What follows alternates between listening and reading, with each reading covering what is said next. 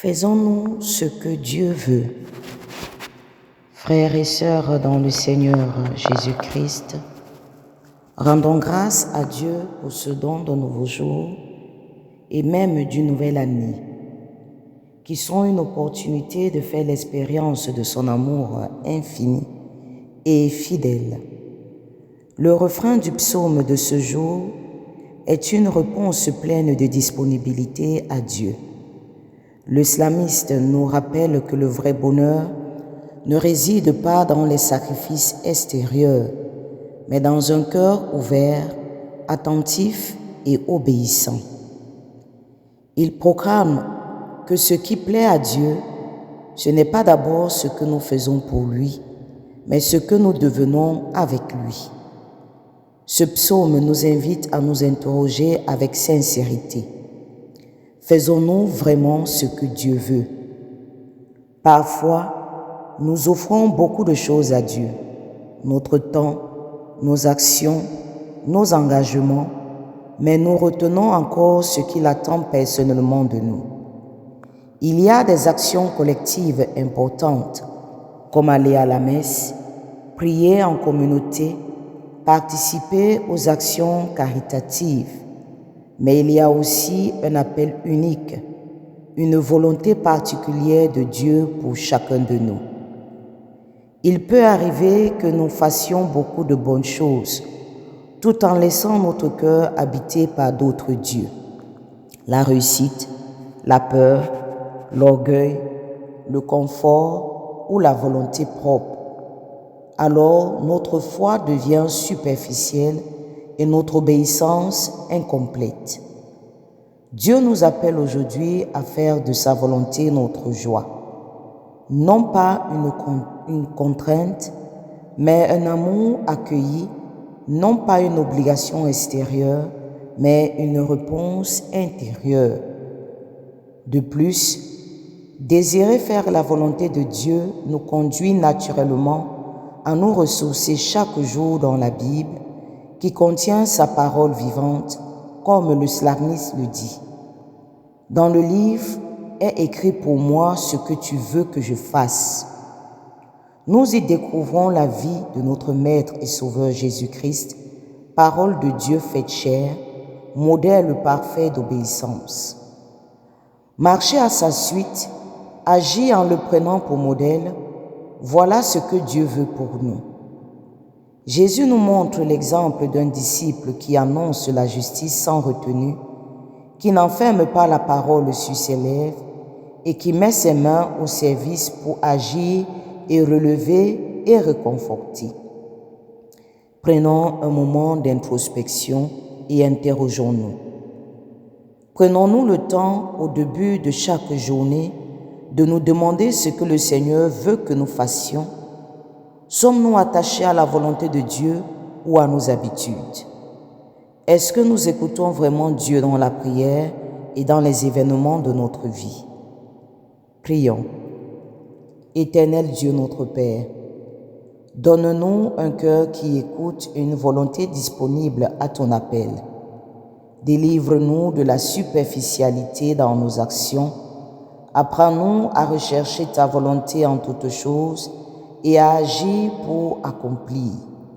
Accorde-nous la grâce de dire chaque jour, en vérité et en acte, « Me voici, Seigneur ». Amen. La question de ce matin, elle est claire et chacun d'entre nous doit trouver un moyen de répondre à cette question. Faisons-nous vraiment ce que Dieu veut? Déjà, il faut connaître ce Dieu pour savoir ce qu'il veut de toi. Si tu ne le connais pas, tu ne sauras jamais ce qu'il veut de toi. Dans la première lecture ce matin, on a Samuel qui entendait les appels du Seigneur, mais qui ne savait pas que c'était le Seigneur qui l'appelait. À chaque fois qu'il entendait son nom, il courait vers le prêtre Élie pour lui dire « Me voici, tu m'as appelé, me voici ». Jusqu'au moment où le prêtre s'est rendu compte qu'en fait, c'est le Seigneur qui l'appelait. Et on l'a dit dans la lecture, Samuel ne connaissait pas le Seigneur. Et on lui a dit, si tu entends qu'on t'appelle, réponds, parle Seigneur, ton serviteur écoute. Nous aussi, on nous appelle très souvent, le Seigneur nous appelle, chacun de nous, dans la situation que nous traversons. Mais nous ne répondons pas souvent par paresse, mais parce que nous ne savons pas que c'est Dieu qui nous appelle. Nous ne le connaissons pas. Nous sommes comme Samuel, très souvent. Nous ne le connaissons pas. Et Dieu met souvent dans nos vies des personnes qui nous enseignent à reconnaître l'appel de Dieu. Et quand nous savons déjà reconnaître son appel, nous trouvons encore des moyens de nous justifier pour ne pas répondre à cet appel, pour ne pas nous conformer à ce que Dieu attend de nous. Dieu n'attend pas grand-chose de nous. Il attend juste de nous que nous soyons ses enfants. Que nous soyons ses enfants. Et qui dit enfant dit obéissance et fidélité. Confiance. Un enfant a confiance à ses parents. Surtout un enfant qui apprend à marcher. Il a confiance à ses parents. Nous devons apprendre à faire confiance à notre Dieu. Nous faisons très souvent de belles choses dans notre vie, dans notre journée. Mais est-ce que c'est ce que Dieu veut de nous? Qu'est-ce que Dieu veut de toi? Je ne peux pas répondre à cette question pour chacun d'entre vous. C'est à vous de répondre à cette question parce qu'elle est personnelle. Elle te concerne toi, ta vie, toi, ta relation, toi, avec ton Dieu. Il faut que tu aies une relation avec ton Dieu pour savoir ce qu'il veut de toi. Ça ne peut pas être communautaire. Ce que Dieu attend du monde entier, c'est que nous puissions vivre dans l'amour, unis dans l'amour.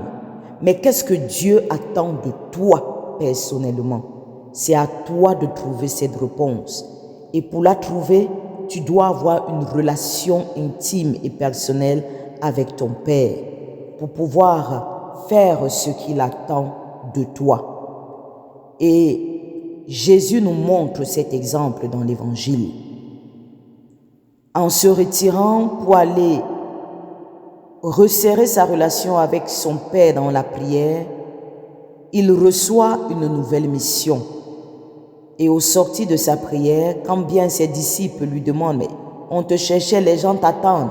Il y a beaucoup de personnes qui t'attendent. » Il dit non. Allons ailleurs. Allons ailleurs.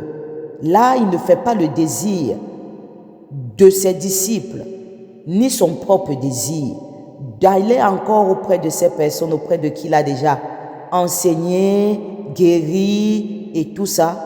Il fait la volonté de son Père maintenant, ce que son Père attend de lui, ce que son Père veut de lui à l'instant, c'est qu'il aille ailleurs, dans d'autres villages, pour continuer son évangélisation, pour continuer à guérir d'autres malades dans d'autres lieux.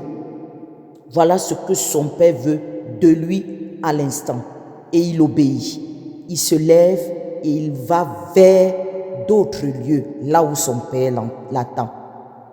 Et pour savoir ce que son Père voulait de lui, il s'est retiré et il a prié. Si tu veux savoir ce que Dieu veut de toi, tu dois prier. Avoir une relation de Dieu, c'est dans la prière qu'on trouve cette relation. C'est dans cette prière que le Seigneur te dira ce qu'il veut de toi. Et à toi maintenant d'obéir et d'être fidèle à ce que Dieu attend de toi. Que le Christ nous aide à avoir cette relation avec notre Dieu pour savoir ce qu'il veut de nous exactement et qu'il nous donne la force de nous conformer à ce que Dieu veut de nous et de le faire, pas par contrainte, mais par amour et avec simplicité et humilité. Loué soit Jésus-Christ à jamais. Bénissons le nom du Seigneur, nous rendons grâce à Dieu. Amen.